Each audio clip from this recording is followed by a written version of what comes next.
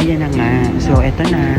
Dumating na si Angkas Rider. Finally, makakapunta na ako ng Medical City, Victory Mall branch. Kasi nga, nag-fasting kami or ako ng before 10 p.m. kagabi after namin magsimba for Palm Sunday. And eto na.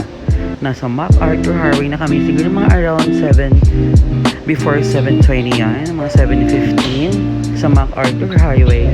Kasi nga nandun na yung kasama ko na ito na nga si Red, may Nakshi. May office mate BFF Nakshi na si Red, excited sa kanyang laboratories.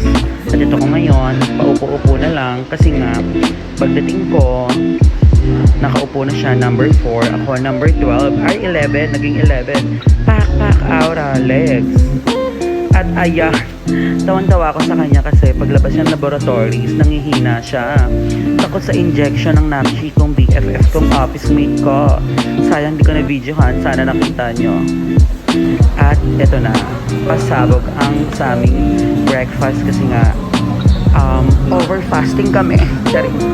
Nag-fasting kami ng bongga para nga sa aming mga laboratories, general check-up, ganyan. Ayan, kukuha na siya ng mga utensils. Thank you, Nakshi, sa iyong pasabog. Pasabog din ng Jollibee Grace Park. Ang daming borda, charing. Happy Monday, and ito na. Habang nag-voice over ako nito yung Nakshi, wakaboo. Ayun yung totally na kinakain namin. Mix and match yung sa akin. Pasabog. Tama! Pwedeng paloko-loko dyan. At muntik na nga kaming mamatay. Sa sarap ng mga nakita namin dito. Diba? Kita nyo ba yun? Ayan. Perfect ladyboy, female prostitute, no passport overstay. Bye! Thank you sa pa-Jollibee Red. Bugs. Pop smear. Bye! Ito na ang journey namin this Monday. Bye!